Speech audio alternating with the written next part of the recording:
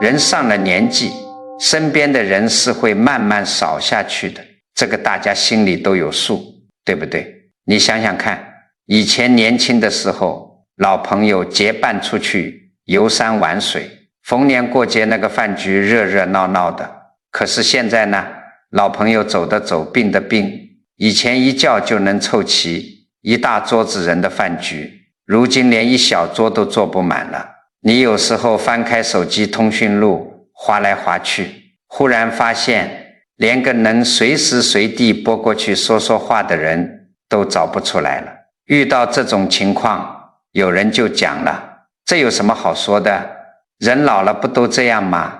人走茶凉，自古以来就是这个理，看开点就行了。这话听着是不错，是在宽慰人。可是我今天要告诉你们，有一种少，它不是自然少下去的，它里头有大问题。什么是自然的少？那是慢慢的，是有原因的。比如老朋友搬到外地去了，或者腿脚不方便生病了，甚至是不在了，这叫自然规律。什么叫不自然？就是这个人还在，他也没搬家，他电话也打得通，身体也好好的，可他就是不来找你了。你约他，他也含含糊糊，你问他为什么，他自己都说不出个所以然来。你们要晓得，那这是怎么回事呢？我常常跟人讲一句话，一个人身边围着多少人，那不是说明他多会做人，多八面玲珑，那是他的福德在显行。大家总有个误区，以为是我自己脾气好，我会来事儿，我人缘好，所以大家才愿意跟我玩。不是的，真正福报深厚的人，他根本不用刻意去张罗，不用天天请客吃饭，人自己就会往他跟前凑。为什么？因为他身上的福气旺，那个气场让人觉得安稳踏实。反过来，一个人要是福报薄了，你就是天天拉下老脸去请人家吃10顿饭，送再多的礼，人家坐下来跟你吃饭，心里也是隔着一层的，吃完嘴一抹，转头就走。你们要明白，人是跟着福报走的，不是跟着你这个人走的。就像什么呢？就像树上的鸟，你站在一棵大树底下，看着满树的鸟叽叽喳喳，你想想看，那些鸟是冲着你这个人来的吗？绝对不是，鸟是冲着那棵树来的。这棵树长得旺盛，枝繁叶茂，能遮风挡雨，鸟自然就飞过来做窝。要是这棵树根烂了，叶子枯了，变成了一根枯木，你就是站在树底下，拍断了双手，扯着嗓子喊，你也叫不来一只鸟。那说到这里，福报要是见底了，老天爷头一个动的是什么？是马上扣你的钱财，还是立刻让你的身体出大毛病？都不是。我告诉你们，头一个动的就是你身边的人。为什么先动人？因为人是你生命里的最后一道护栏，老祖宗留下来的智慧早就说透了，人活在世上离不开这一个人际的网。你身边只要还有几个真心待你的人，你走夜路摔一跤，总有人能拉你一把；你老糊涂了走错路，总有人敢大声喊你一声，把你拽回来。可是一旦人散了，你身边这道最后的护栏就彻底没了。护栏一没，你孤立无援，后面再来什么风风雨雨、病痛灾祸，就再也没人替你挡了，全得你自己身受着。所以啊，当身边的关系开始出现莫名其妙的疏远时，你千万不要用一句人情冷暖就把它轻描淡写的糊弄过去。这不是世态炎凉，这是天道在斩你的人脉。它不是拿刀砍，它是一根一根地在抽你的线。等这几根线全抽完了，你这棵树也就枯透了，那时候就该收你了。讲到这里，肯定有人听得心里发凉了。哎呀，那我这2年身边确实亲近了不少，难道我完了？我是不是没救了？大家别急，千万别害怕。佛法讲得很清楚，天无绝人之路，因果里头永远藏着生机。天道斩人脉，它从来不是一刀给你砍断的，它是有一个过程的，一根一根慢慢抽。为什么慢慢抽？就是要给你留个醒悟的时间。在这个过程里头，你只要察觉到了，转个念，把底下漏掉的福报赶紧补回来。那些鸟不用你去求，不用你去请，它们自己就会飞回来。所以我今天要把这5种疏远的预兆，一种一种地给你们掰开来讲清楚。我讲这些绝对不是要吓你们，是要你们趁着那根线还没抽完，赶紧动手自救。现在改完全还来得及。但是在讲这5种情况之前，我先给大家立下一条死规矩，发现人散了，绝对不要低三下四地去求人。很多人一发现老朋友疏远了，心里慌，第一个反应就是去挽回，赶紧打电话，赶紧请客，把身段放得极低。我告诉你们，没用的。你越是这么做，人家躲你躲得越快。为什么？因为你补错地方了。人散了，那是果，不是因。你在那里苦苦哀求，就像是树枯了，你不去浇水，反而满院子去追那些飞走的鸟。你跑断了腿，能追得回来一只吗？你得去浇那个树根啊。福报就是树根，你要补的是福，不是去硬拽那个人脉。接下来这5种疏远，我会一样一样讲给你们听。你们听的时候，自己心里默默地对一对。那我们就先来看看这第一种疏远。这一种是什么样子呢？它是最轻的，也是最早出现的。轻到90%的人碰上了，都只是笑笑，根本没当回事。以前你叫一声，人就来了，现在你约他，他不推辞，可也不答应。你在电话里说，老伙计出来聚一聚，他在电话那头笑得很开心，连声说，好啊好啊，最近家里有点杂事，稍微有点忙，过2天我攒个局，咱们好好聚聚。你们要晓得，你是不是也有过这样的情形？那个过2天，一过就是半年，甚至是好几年。你再约一次，他还是这套原封不动的话，他不跟你翻脸，他甚至表现得比以前还要热情，可他就是定不下，具体的日子他就是走不到你的面前来。遇到这种事，很多老人家心里头失落，总喜欢替对方找理由，觉得哎呀，人家是真的忙，家里走不开嘛。或者有的人脾气火爆，就在背地里骂，说这个人变心了，势利眼，看我退休了没用了，就不搭理我了。我告诉你们，这2种想法都看偏了。人跟人之间，老祖宗有一句话叫气机相迎。2个人能坐在一张桌子上吃饭喝茶，不是因为你们认识了多少年，是因为你们2个人身上的气还能互相吸得住。当这根人脉的线开始被天道抽走的时候，头一样断的从来不是心里的感情，而是动身的那个力气。你想想看，他心里可能还念着你，嘴上也确实是对你客气，他甚至也想过要不要跟你见一面，可是真要让他起身，要他换好衣服出门，要他专门腾出一个下午的时间来面对你，他身上忽然就使不出那个劲了。一想到要跟你见面，他就觉得累，觉得嫌麻烦。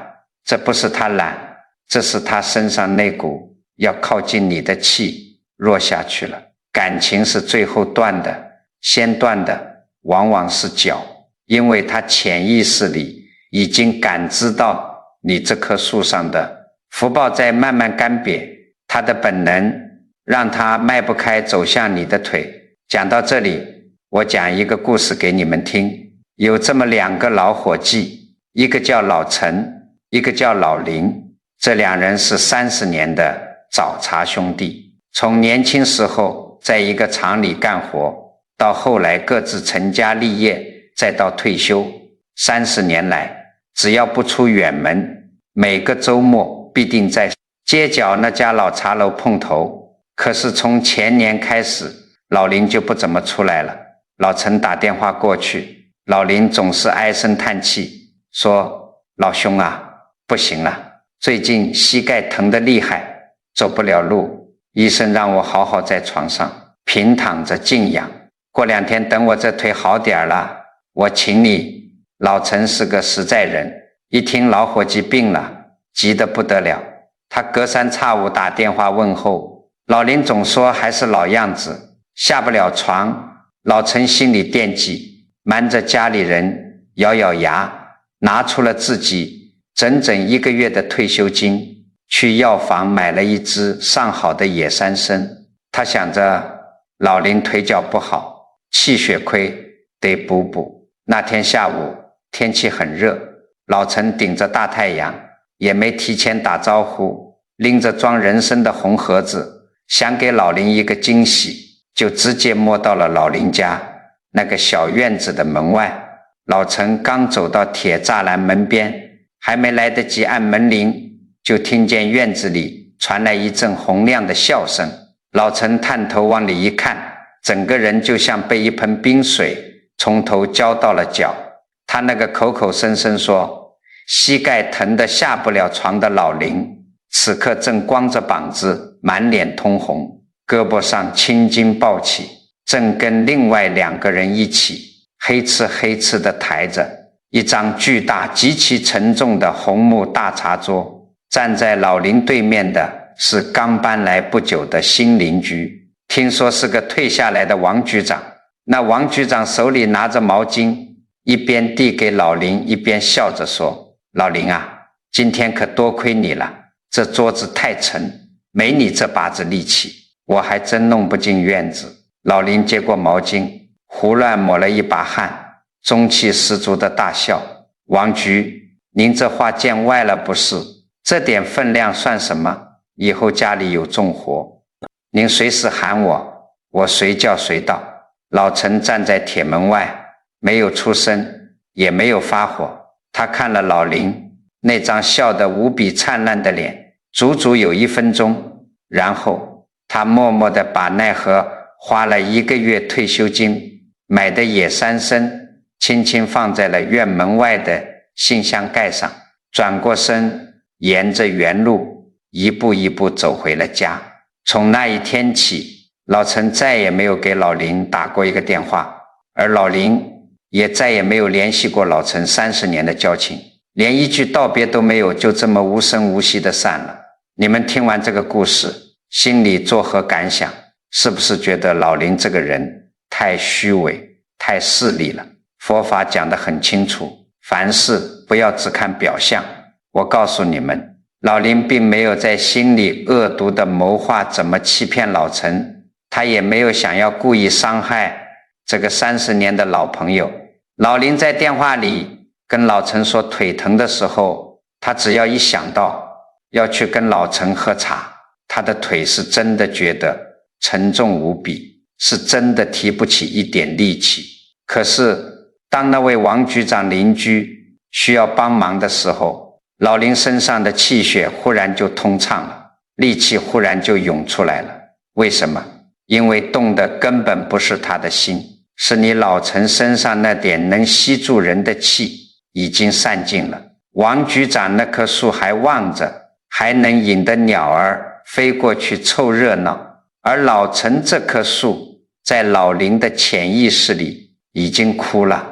这就是天道在动手，他不动声色地把你身上那种能让人愿意靠近的能量给抽走了。别人别的饭局照去，别人的事照样办的，热火朝天，哪怕是去干苦力，他都精神抖擞。可偏偏对你，他就是起不来老人家们。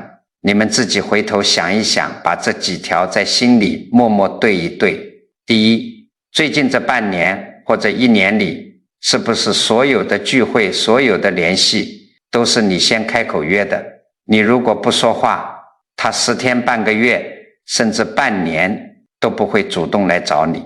第二，你约他的时候，他是不是答应的比谁都爽快，满嘴的好好好，可是从来没有给过你一个准确的日子。第三，你后来是不是总能从别人口中或者通过其他途径听说，他跟你说没空的那阵子其实闲得很，甚至天天在跟别人喝茶打牌。如果你对上了，千万别去怪人家，也别去质问人家。90%的人碰上这种事，要么大吵一架，要么觉得拉不下脸，就这么糊里糊涂的放过去了，总觉得是小事。你们要晓得，天道抽人脉就是从这种最不疼最不起眼的地方开始抽的，它太轻了，轻到你都不好意思去计较。可是如果你毫无察觉，不去反思自己身上的福德是不是漏了，不去想办法把福报补起来，那么等第一根线抽完，这第二种疏远就要顺着门缝往里走了。他不再是外头的朋友不理你，他是要走到你家里面去，直接动你在这个家里的根基了。到底是什么呢？你们自己对一对，看看家里头有没有这个现象，家里人开始对你报喜不报忧了。以前家里头不管出了什么事，大到买房子，孩子升学，小到2口子拌嘴买个什么大件，头一个总是先来跟你商量，问问你的主意。可是不知道从什么时候起，家里的风向变了，儿子做生意赔了钱瞒着你，女儿在单位受了委屈绝口不提，甚至老伴儿去医院查出个什么囊肿，也是偷偷摸摸把手术做了。等你过了大半年，无意中翻到了医院的单子，或者听外人漏了嘴，你才知道，哎呀，原来家里出了这么大的事情。你当时又急又气，把孩子们叫过来质问，家里出了这么大的事，怎么谁都不跟我说一声？你们眼里还有没有我这个妈，有没有我这个爸？这时候孩子们绝对不会跟你吵，他们会端杯水在旁边拉着你的手，轻声细语地跟你讲，妈，这不是怕您担心吗？您年纪大了，血压又高，这事儿跟您说了，您除了跟着干着急，整宿睡不着觉，还能有什么用？事情我们自己都处理好了，您就安安生生享清福就行了。你们要晓得，怕你担心这4个字，听着是真孝顺啊，简直挑不出一丁点毛病。可是诸位，我告诉你们，这4个字里头有一半是真的，还有一半是极其残酷的真相，他们已经彻底不指望你了。这个道理很简单，一个家里头消息往哪儿走，这个家的权就在哪儿。什么叫当家做主？不是你坐在正堂那把大太师椅上，别人给你端茶递水，那叫摆设。真正的当家做主是这个家的第一手消息必须先过你的耳朵。以前你是家里的顶梁柱，你是拿主意的人，现在呢，他们是在厨房里，在背地里，几个人小声把事情商量完了，把难关扛过去了，最后才轻描淡写的拿一个结果来通知你。这就意味着你在这个家里的位置被挪移了，你从一个需要拿主意的人变成了一个需要被照顾的人，再往下一步，你就会变成一个不必让他知道的人。佛法讲得很清楚，世间万法皆是因缘果报的显现，为什么会发生这种变化？这也是天道在动你。一个人福报厚的时候，身上有一股能扛事儿的气，家里人一遇到难处，心里慌，本能的第一个就会想到你，因为他们走到你跟前，哪怕你什么都不做，只要你哼一声，他们心里就觉得踏实了，觉得天塌下来有你顶着。可是随着你年纪越来越大，你身上的福报，那股强悍的气机不可避免地在往下走，往外漏。你稍微遇点事就开始心慌气短，孩子晚回家半小时你就胡思乱想，家里哪怕摔个碗你都要念叨半天。孩子们是不懂什么契机不契机的，但人有本能啊，他们的本能感觉得到你已经扛不动了，所以他们把消息截断，不告诉你，本意确实是在保护你。可是诸位，保护你的另一个意思就是把你从这个家的核心局里彻底请出去。讲到这里，我要给大家讲一段咱们历史里的真事，你看懂了这件事，你就能明白这种被保护起来的隔离有多么让人骨头发凉。安史之乱以后，唐玄宗李隆基退位了，当了太上皇。晚年的他被当时手握大权的大太监李辅国给软禁在了太极宫里。李辅国是个极其聪明的人，他想要夺权，但他绝不会给太上皇动用任何大刑。他用的是什么办法？他用的是极致的孝顺和密不透风的保护。玄宗身边原本有个老太监叫高力士，那是跟了玄宗一辈子唯一敢跟玄宗说真话交心底子的人。李辅国找了个借口把高力士流放了，把玄宗身边的老人都赶得一干二净，然后换上了一批极度乖巧极度懂事每天只会磕头微笑的年轻太监和宫女。玄宗在太极宫里吃的用的依然是天下最好的。他每天问外头的事情，太监们总是齐刷刷地跪在地上，笑眯眯地说：太上皇，天下太平得很，新皇上对您至孝至顺，外头风调雨顺，您什么都不用操心，万事有圣上呢。就这么过了一阵子，有一天傍晚，长安城外突然乱了，不知道是哪路兵马作乱，外头杀声震天，火光把太极宫的窗棂纸都照得血红。玄宗虽然老了，但他毕竟是打过天下的人，他听着外头的动静不对，立刻惊坐起来。他厉声问：外头是什么声音？是不是反贼又打过来了？快去查。这时候领头的大太监端着一碗安神汤，迈着极其平稳的步子走进来。太监面不改色，嘴角依然挂着那种无比恭顺挑不出一点毛病的微笑。他走到窗前，慢条斯理地把那厚重的挡风宫帘唰的一下拉得严严实实，把外头的火光和声音瞬间隔绝。然后太监转过身，轻轻把汤碗端到玄宗面前，柔声细语地说：太上皇，您听错了，外头风大，那是京城的百姓感念您的恩德，在为您祈福放烟火呢。您好好歇着，喝了汤，外头的事有奴才们替您挡着，您千万别操心。玄宗看着那个太监温和的笑脸，再看看那拉得严严实实的帘子，他那一刻浑身的力气都被抽干了。他没有接那碗汤，而是颓然地倒在龙床上，闭上了眼睛。他心里比谁都清楚，那些人没有拿刀杀他，那些人甚至伺候的比谁都殷勤。可是当外头的消息彻底进不来，他的旨意也彻底出不去的时候，他虽然还活着，却已经是一个死人了。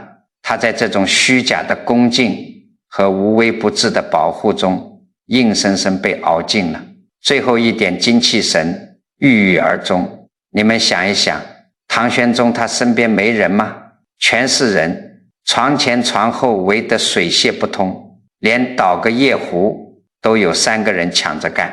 可是到了那一天，那些人不是走了，那些人是微笑着把你这扇门给堵死了，这就叫报喜不报忧，这就叫隔离。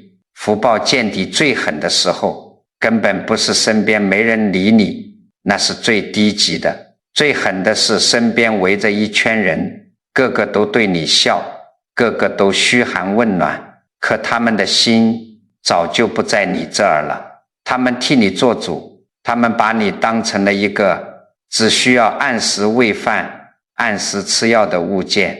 你现在静下心来，回想一下，你家里最近一次做稍微大一点的决定，是孩子们先跑来问你的意见，还是事情都办完了，定局了，他们在饭桌上才像讲故事一样顺嘴通知你一声？如果真的是后者，你该怎么办？我告诉你们，千万不要犯傻，不要跑去跟孩子们大吵大闹，不要拍着桌子吼，你们当我是死人啊？为什么不能吵？因为你只要一拍桌子一发火，你马上就落入了他们的逻辑里。孩子们一看，哎呦，老太太又犯脾气了，老爷子又暴躁了，你看，幸亏没告诉他家都要被他掀翻了，你这一闹，反而彻底证明了你已经控制不住自己的情绪，你已经扛不住事了。从此以后，他们瞒你只会瞒得更紧，连那些鸡毛蒜皮的小事都不会再让你知道了。你要做的是通过自己的心念和行为，把底下漏掉的福报给兜住。怎么让人重新觉得你这棵树没枯，你还能扛得动事？这必须要从你自己身上那股气改起。只要你的气稳了，家里人的气场自然会跟着转。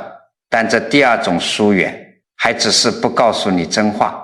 接下来要讲的第三种，那就更怪了，怪得让人心里发毛。人还在你跟前，话也照样说，一点都没瞒着你，可是你一听，那味道全变了。到底是怎么回事呢？你想想看，以前大家在一起是不是随便惯了？你做的不对，老朋友会当面数落你，你菜烧咸了，儿女会直接抱怨两句，哪怕是看个电视，为了哪个频道好看，你们也能争个面红耳赤。那时候大家说话没遮没拦的，哪怕互相开个玩笑，甚至急眼了抬几句杠，过个夜也就烟消云散了。可是现在你发现味道不对了，这个人忽然对你讲起礼数来了，他跟你说话极其周全，态度极其恭敬，无论你提什么要求，他都点头如捣蒜，样样都顺着你。以前他会当面驳你的面子，现在他一句重话都没有了。遇到这种情况，有些老人家心里还挺得意，觉得哎呀，我这岁数没白长，总算是熬出头了，大家终于知道尊重我了，孩子们也终于懂事了。可是你们要晓得，老祖宗有句话叫至亲不懈，人跟人最亲，气机连得最紧的时候是不讲理的。礼貌这个东西本来就是为了防身用的，它是给外人给生人准备的。一个人对你越客气，说明他在心里把你放得越远。这个道理很简单，人跟人为什么会吵架会较真，是因为他觉得跟你有长期的关系，他觉得你还能听得进去，他希望能跟你达成一个共识，所以他才愿意费那个神动那个气去跟你掰扯。一旦他开始对你讲礼貌，那就意味着他不敢碰你了，他不想跟你发生任何碰撞。为什么不想碰？因为他心里已经不打算跟你有长期的深度的来往了。佛法讲得很清楚，万事万物皆是心念的显化，这种客气其实就是缘分在枯竭的表象。你们自己在心里对一对。第一，这个人最近是不是完全不跟你争了？你说什么他都连声说，对对对，您说的都对。第二，他是不是很久没有跟你开过那种没大没小的玩笑了？第三，他称呼你的方式，跟你说话的语气，是不是变得像在接待？一个普通的客人，有个张老太，是个要强了一辈子的性格，早年丧夫，一个人把儿子拉扯大，习惯了在家里说一不二。儿子结了婚以后，儿媳妇也是个直性子，这婆媳俩住在一起，那真是针尖对麦芒。以前这婆媳俩天天为了家里的琐事较劲，张老太嫌儿媳妇买菜大手大脚，儿媳妇嫌张老太给孙子穿得太厚，两人经常在客厅里吵得不可开交，有时候气急了，好几天互不搭理。可是吵归吵，到了饭点，儿媳妇还是会把张老太爱吃的软烂红烧肉端上桌，张老太也会默默把儿媳妇换下来的工作服给洗了。可是从去年下半年开始，情况突然变了，儿媳妇变得极其温顺，简直像换了个人。张老太抱怨菜做咸了，儿媳妇立刻笑着说：妈，您说得对，我下次少放盐，您别生气。张老太指着她给孩子报的辅导班太贵，儿媳妇也不反驳，点点头说：妈，还是您考虑的周到，听您的。甚至张老太有时候故意找茬，儿媳妇也只是和和气气地端杯茶过来说：妈，您歇着，这些事我来干就好。张老太一开始还不适应，后来心里就乐开了花。她天天跑到小区的公园里跟那些老姊妹炫耀，看见没，现在的年轻人就是得管，我们家那个媳妇以前多倔啊，现在硬是被我立住了规矩，我只懂她绝不敢忘西，天天骂您说的对，对我客气得不得了，老姊妹们都羡慕她。张老太自己也觉得这辈子终于在这个家里把威信彻彻底底的树起来了。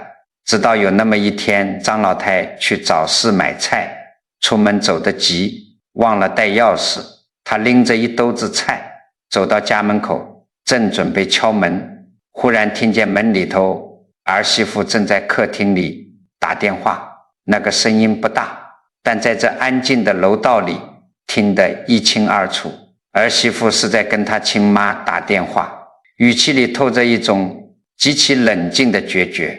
哎呀，妈，您放心吧，我早就不跟她吵了，有什么好吵的，跟她根本说不通的。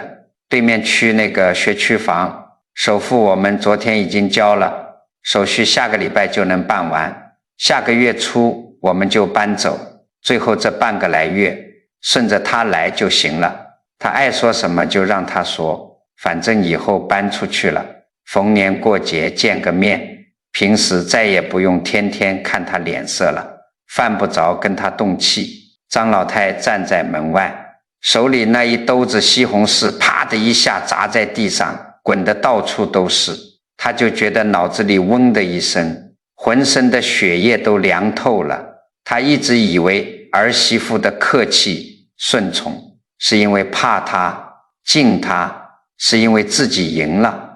直到这一刻，她隔着这道门才如梦初醒，人家哪里是怕她，人家是把她当成了一个彻底不相干的透明人，人家在心里已经把她的名字从未来的生活里冷冷地划掉了。我告诉你们，你看这个儿媳妇，她后来有一句对不起张老太吗？没有，她孝顺周到，不顶嘴，一句重话都没说过。可是就那一句顺着她来就行了，这几个字比跟张老太吵3天3夜还要让人心寒，还要让人绝望。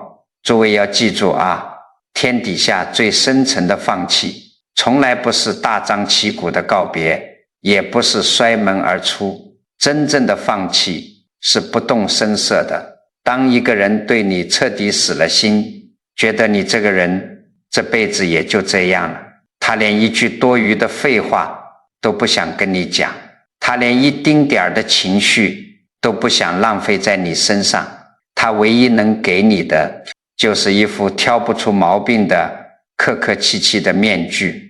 这也是天道在抽你人脉时的第3个动作。福厚的人身上有一股让人愿意去较真的气场，别人会觉得你重要，觉得你的意见有价值，所以哪怕是吵架，他也想跟你求个明白。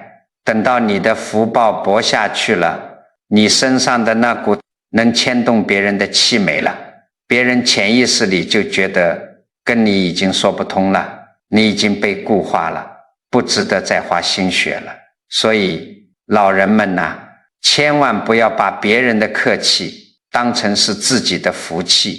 你身边那个还能指着鼻子跟你吼2句，还能因为心疼你乱吃东西而骂你的人，那才是真正在乎你，把你当自己人的人。如果有一天连那个最爱跟你抬杠的人都开始微笑着对你说您说的都对的时候，你就该警醒了。这是老天爷在提醒你，这根线快要断干净了。不过前面讲的这3种说到底还都停留在感情变淡、距离拉开的层面上。只要你人还清醒，多少还能察觉到一点不对劲。可是接下来我要讲的这第4种疏远，那就极其厉害了。它不仅是感情没得了，它是直接动摇你在社会上、在家族里的根基，它是要把你从你赖以生存的那个位置上活生生的挪开。这第4种景象说白了就5个极其刺骨的字把你绕开了。你们回忆一下，以前在家里头或者在亲戚朋友之间，但凡有什么要紧事，遇到什么过不去的坎儿，大家是不是头一个拎着东西满脸堆笑的上门来找你？该问你的话，人家恭恭敬敬的来请教你，该你点头的事情，哪怕你不在场，大家也得打个电话听听你的声音才敢拍板。那个时候你是中心，是枢纽。可是现在呢，你发现情况全变了，事情还是那些事情，亲戚家孩子结婚，老同事聚会，家族里修家谱，人家也照样办得热火朝天，可是偏偏不找你了。遇到难题，人家越过你，直接去找别人商量了。到了拿主意的时候，人家根本没想起来。要问你一句，这不是说大家当面给你难堪，人家逢年过节在街上撞见你，照样热情地跟你打招呼，照样拎2兜水果来看看你。可是在办实事动真格的时候，那条利益和人脉的线就像长了眼睛一样，从你旁边悄悄溜过去了。你明明就坐在这里，可事情的流水就是绕着你走。你们要晓得前面讲的那3种情况，说到底那都还是在感情上做文章，是人情淡了，是距离远了。可是这一种是直接釜底抽薪，你的位置没了。这个道理很简单，感情有时候是可以作假的。一个人嘴上说的天花乱坠，心里到底怎么想你，你看不透。但是位置这个东西，它是最实在、最诚实的，它一点都不掺假。一个人心里还有没有你，不看他逢年过节给你群发多少条祝福短信，看什么？看他遇到真金白银、生死攸关的大事时，他的账本里还算不算你这1号人物？如果他遇到事情直接绕开你去找别人，这就说明你在这个圈子里，在这个家族里赖以生存的那个价值底座已经被彻底抽空了。你在人家的心里已经从一个有用的人变成了一个摆设，你就像是家族里的一尊泥菩萨。大家初一十五想起来了，给你敬炷香，可是真遇到大雨倾盆的时候，谁也不会指望泥菩萨能帮着撑伞。有一句成语小孩子都会背，叫门可罗雀，讲的是什么呢？在汉代的时候，有个大官叫翟公，官拜廷尉。廷尉是什么官？那是九卿之一，手里捏着天下人的生杀大权。翟公大权在握的时候，那真是风光无限。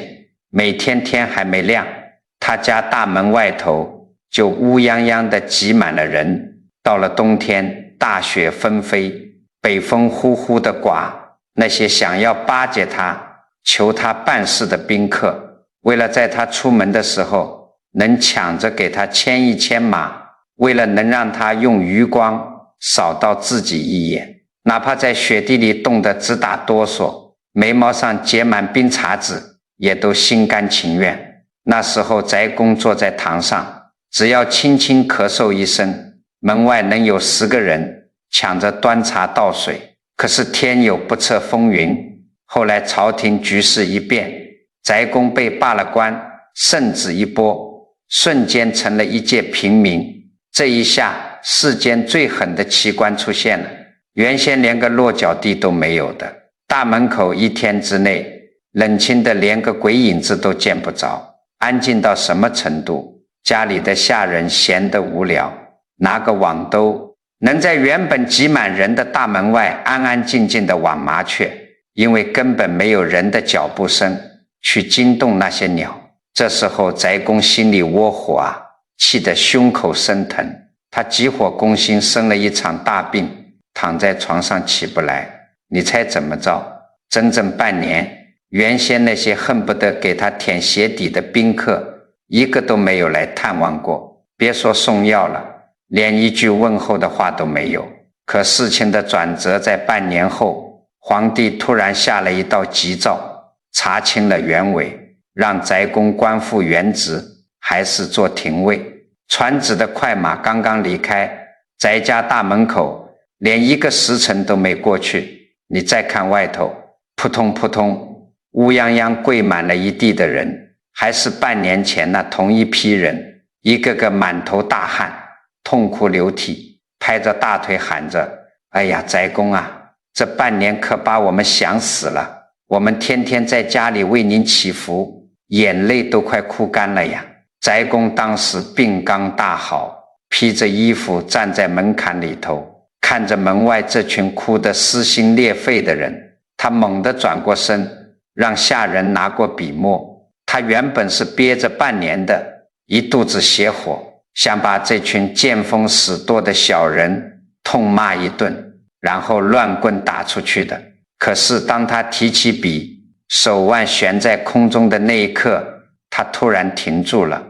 他静静地看了外头那群人一会，忽然他不生气了，他的心在那一瞬间突然悟了。他把笔沾满浓墨，转身在自家的大门上重重地写下了几行大字：一死一生，乃至交情；一贫一富，乃至交态；一贵一贱，交情乃见。诸位，这几个字1000多年了，今天听来还是啪啪打脸。翟公那一刻到底想通了什么？他想通了一个极其冰冷但也极其公平的真相。门外跪着的那些人从头到尾从来就没有背叛过他翟公。为什么这么说？因为那些人从来就不是冲着他翟公这个人来的，他们当年冒着大雪来拜的是廷尉那把权力交椅，他们后来走是因为那把椅子空了，现在他们又跑回来哭，哭的依然是那把失而复得的椅子。这就对上了我一开始跟你们讲过的那个道理，那些鸟根本不是冲你来的，是冲你身上那棵树来的。翟公用自己大起大落有如坐过山车般的一辈子，把这个天机看穿了。人家认的是位置，根本不是你这个人。位置在，人就在；位置一没，人自然就绕开你，飞去找新的大树了。这是天道循环里最自然不过的现象。听到这里，有些老人家可能要拍大腿了，这世道也太现实了吧，这些人也太势利眼了，真是人心不古。我以前帮过他们那么多，现在居然这么白眼狼，我告诉你们，遇到被绕开的时候，先别急着去骂别人势利。佛法讲得很清楚，向外怨恨永远是死胡同，解决不了任何问题。凡事必须要往自己身上找原因。你换个角度，静下心来想一想，那个让你发光发热的位置，它是天上凭空掉下来的吗？绝对不是。你能坐在那个位置上，别人能高看你一眼，能遇到事就跑来找你拿主意，那是因为你底下有你这辈子修来的福报在厚厚的拖着你。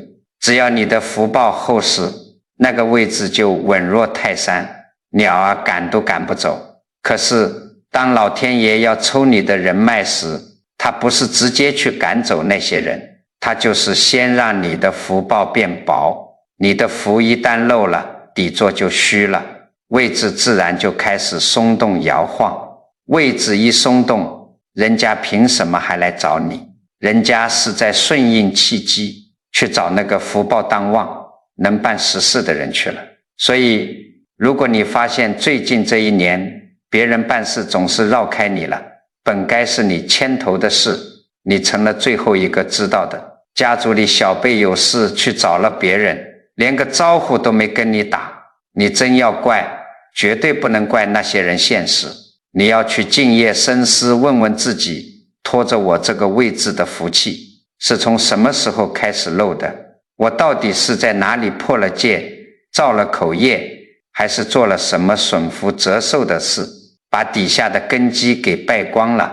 当你能这么想的时候，你不仅不会痛苦，你反而找到了转运的钥匙。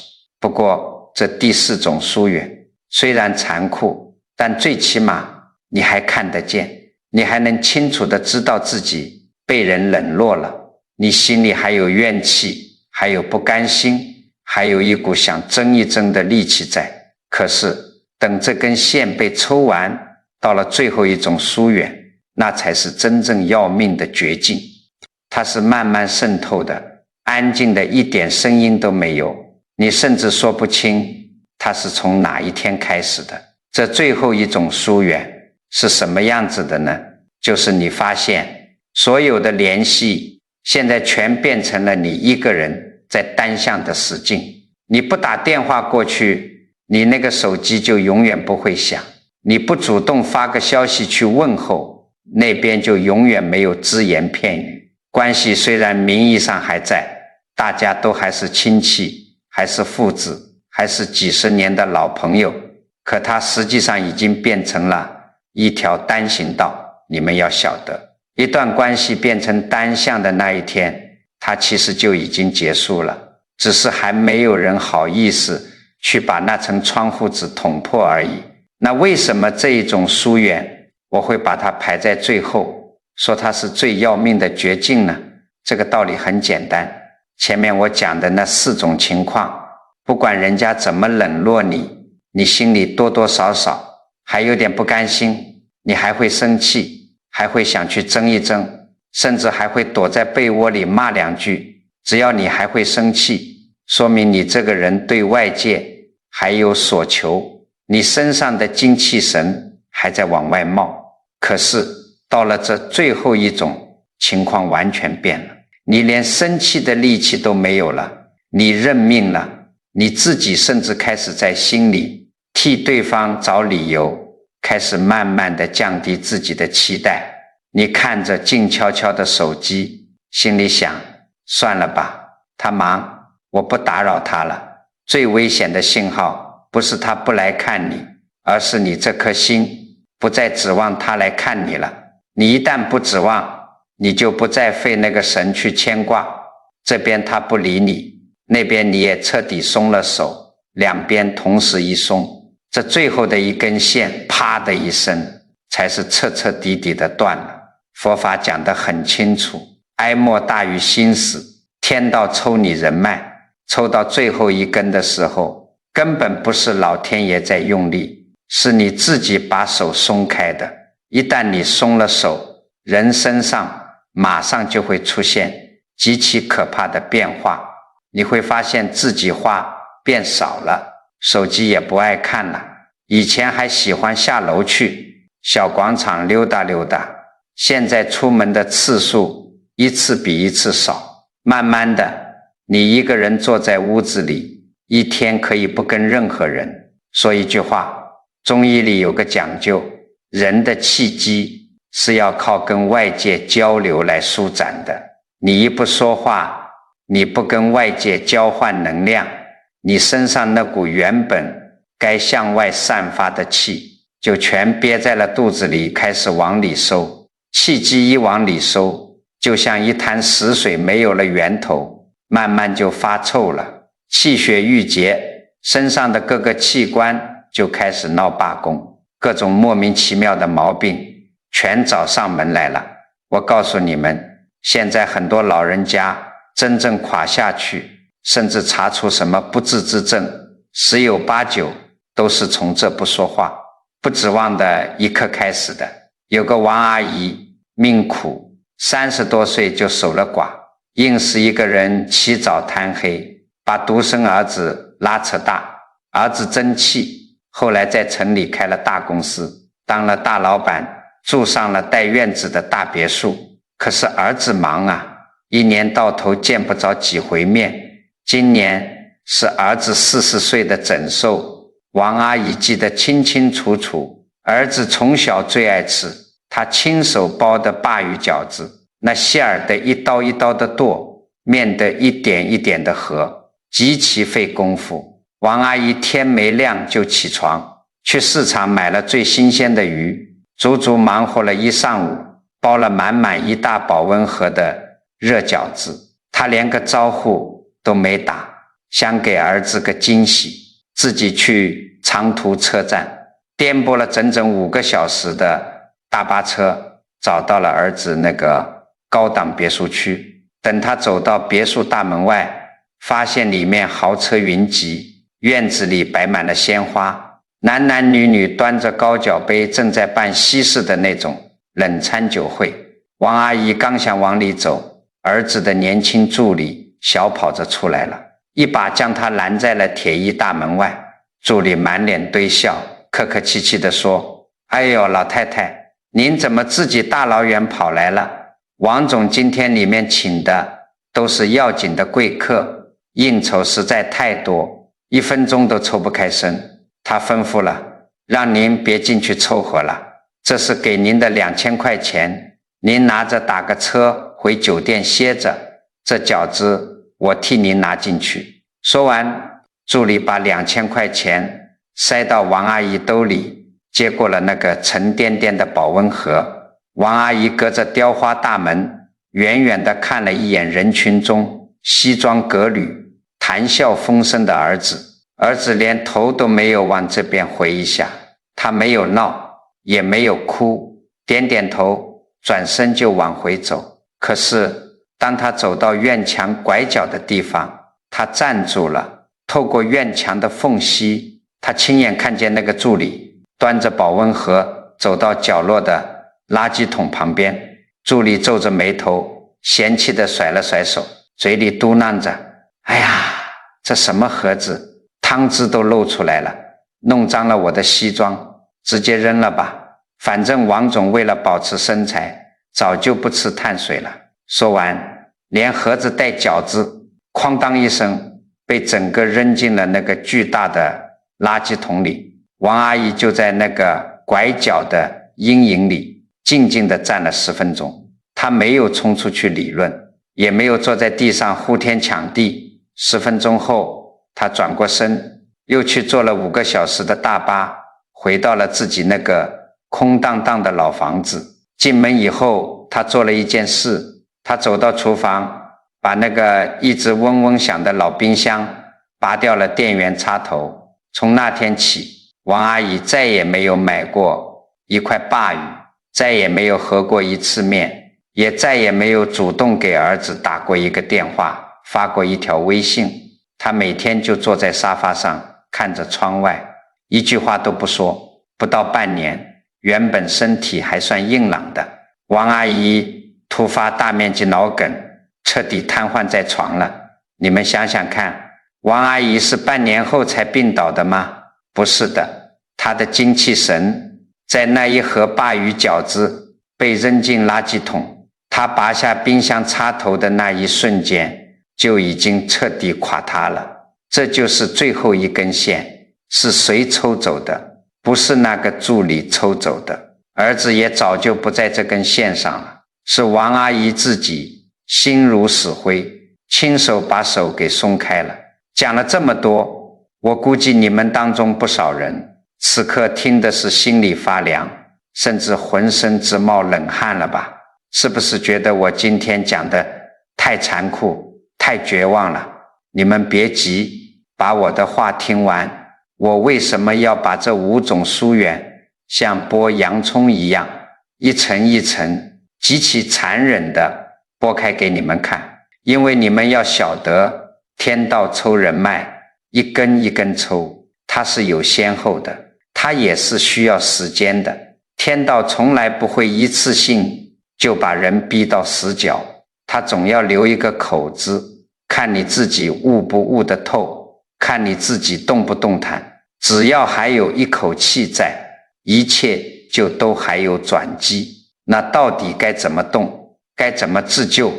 记住我前面定下的那条死规矩，绝对不是让你去低三下四地找人，你去质问儿女，去求老朋友，那是白费力气，那是南辕北辙，树根都干了，你去满院子追那些飞走的鸟，你追得上吗？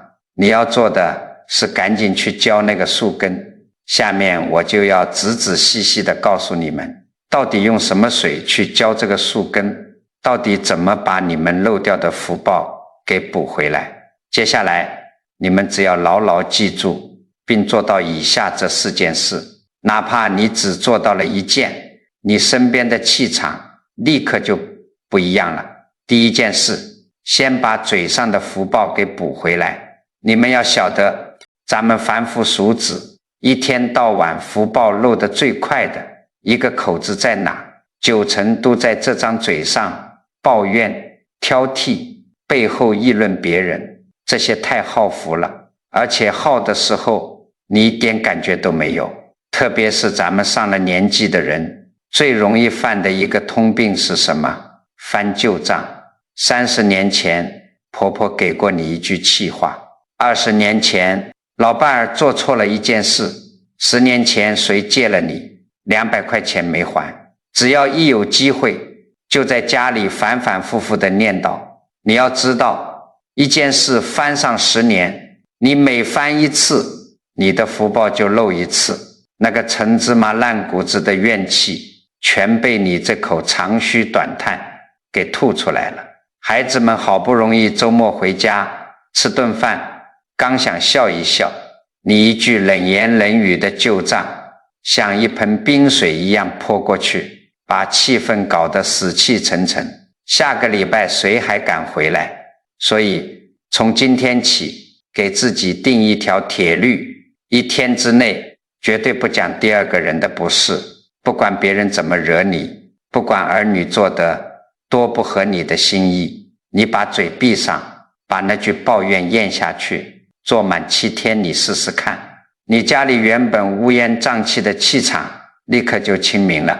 第2件事，要把那个给字重新捡回来。佛法讲得很清楚，人跟人之间那根看不见的线是靠给连着的，绝对不是靠要连着的。人越老，心里越没有安全感，就越容易变成要的一方，要儿女多陪陪，要老朋友多打几个电话问候，要别人记得自己的好。你在这个世上要得越多，别人觉得你有压迫感，躲得就越快。反过来，只要你手里还有东西可以给，人家就还愿意往你跟前凑。有人说，我退休金就那么点，我一生的病，我能给什么？我告诉你们，给不一定非要是钱啊！你今天心情好，给家里人做了一道拿手好菜，那就是给。你记性好，记得哪个老朋友的生日，发个信息祝个寿，那就是给。哪怕是老姊妹坐在小板凳上跟你抱怨他家儿媳妇，你什么大道理都不讲，就是安安静静踏踏实实的听他把苦水倒完，中途给他递杯温水，这也是给，这叫严施，这叫不失你的耐心，这是人世间极大的给，只要你还肯给，你的树根就还是活的。第三件事，要学会替人挡一句，这是最快最有效积大福报的法门。你想想看，我们平时在外面或者在亲戚朋友聚会的时候，是不是经常会遇到几个人凑在一起叽叽喳喳的，在背后议论一个不在场的人，说那个人这也不好那也不对，讲的是唾沫横飞。这个时候你千万不要跟着起哄，添油加醋，也不需要你拍桌子跟他们去争辩，你只需要在大家说的最起劲的时候，轻轻地插一句嘴，你说其实他也不容易，个人有个人的难处，咱们就别说他了。你们要晓得，就这一句话，当场就把这一屋子浑浊的恶气给改了。你这是在积阴德啊！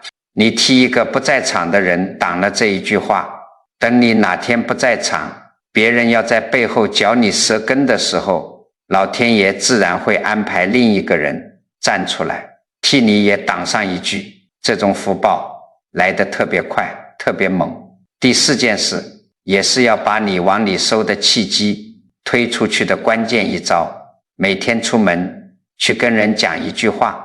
我前面讲了，人一旦心死了，气往里收是最要命的。要想把憋在肚子里的死气推出去，最简单最不费钱的办法就是开口跟外人说话。你不需要去找人长篇大论地深谈，也不用掏心掏肺，你每天早晨下楼买菜的时候，看着那菜新鲜，你跟摊主夸一句，哟，老板，你今天这小青菜进得真水灵啊。你在电梯里遇到不认识的邻居，你主动冲人家点个头，笑一笑，说一句，今天天气挺好啊，就这么简单。一天一句，甚至一天一个笑脸，你别小看这一个动作，你只要张了嘴，你身上的气机就跟着动了，气机一动，它就散不掉，它就能像活水一样循环起来。精气神就是这么一口一口给重新养出来的。把这四件事做到，你的福气自然就聚起来了。老祖宗有一句话，我经常跟身边的人讲，叫祸福无门，为人自招。这话是什么意思？福气也好，灾祸也罢，它没有长脚，它不会自己随便找个门就闯进去，那都是人自己用一天一天的念头，一言一行的做派给招惹来的。天道在抽你的人脉，可他凭什么抽？他凭的就是你以前记下的那本烂账。那这本账是谁记的？是你自己啊！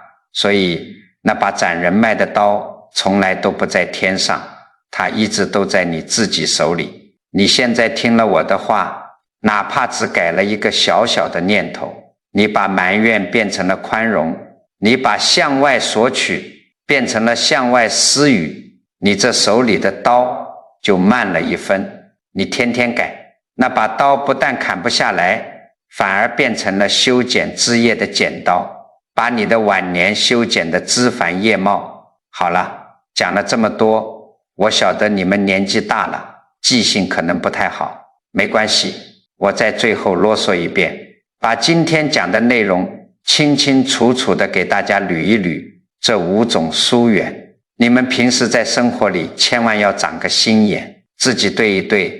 第一种，约不出来了，他不推辞，满口答应，可就是从来不定具体的日子，这是他身上靠近你的气弱了。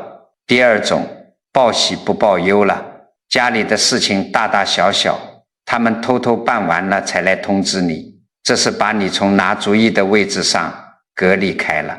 第三种，忽然对你客气起来了，他不跟你争了，你说什么他都点头，这就是心里隔了层玻璃，准备放弃长期交往了。第4种，把你绕过去了，该找你的事，从你旁边越过去找别人了，这是底下的福报薄了，拖不住你原来那个位置了。第5种，最要命的，只剩你去找他，你不开口就没有声音，彻底变成单行道。遇上这些情况，切记我那句死规矩，千万别去低三下四地追着找人，树枯了，你满院子去追鸟，追得回来吗？你得去浇树根。怎么浇树根？就是4件事。第一，管住嘴，1天之内绝对不讲第2个人的不是，别翻旧账。第二，把给字捡回来做顿饭，哪怕是好好听老姊妹抱怨2句都是给。第三，遇到别人在背后议论人，你替那个不在场的人轻轻挡一句，积大口德。第四，每天出门无论如何主动跟人讲一句话，把郁结在肚子里的死气推出去。你们要晓得，佛法讲得很清楚，世间万法唯心所造，最好的风水从来不是你家大门朝哪边开，也不是你祖坟埋在哪里，最好的风水是你自己的这颗人心。人活一辈子，最大的改命不是去算卦看相，是改你的念头，改你的行为，改你每天种下去的因。你想想看，你回头看看自己身边，是不是一定有这样一位老人家，他不吵也不闹，就是一天比一天安静，甚至就快成了一个不说话的影子。他自己身在局中，根本觉察不到自己的精气神正在往下掉，连那一丝活命的气机都快灭了。我劝大家，把你今天听到的这些话转给他们听听，你这一转发绝对不是在凑热闹，你这是在救人呐。你一句及时的提醒，可能就刚好把他那即将断掉的最后一根线重新给接上了。这就是你们在积大福报，功德无量。老祖宗常讲，赠人玫瑰手有余香，你今天拉别人一把，明天老天爷自然会在你走下坡路的时候安排一双强有力的手来拉你一把。这个道理很简单，因果从来不会骗人。如果你觉得我今天讲的这些大白话对你的家里人有那么一点点帮助，请动动手指，给这个视频点个赞，点个关注。你每一次的转发都是在为你自己和家人积攒看不见的福报。同时，我希望大家能在评论区里留下一句愿我身边的善缘不散，或者写下一句愿家宅平安。我告诉你们，文字是有力量的，人的念头是有巨大能量的。咱们成千上万人的善念在评论区里汇聚在一起，那个形成的磁场威力不可思议。你今天在这里写下的一句善言，种下的一颗善的种子，最终都会化作无形的福泽，实实在在地回到你自己和你家人的身上。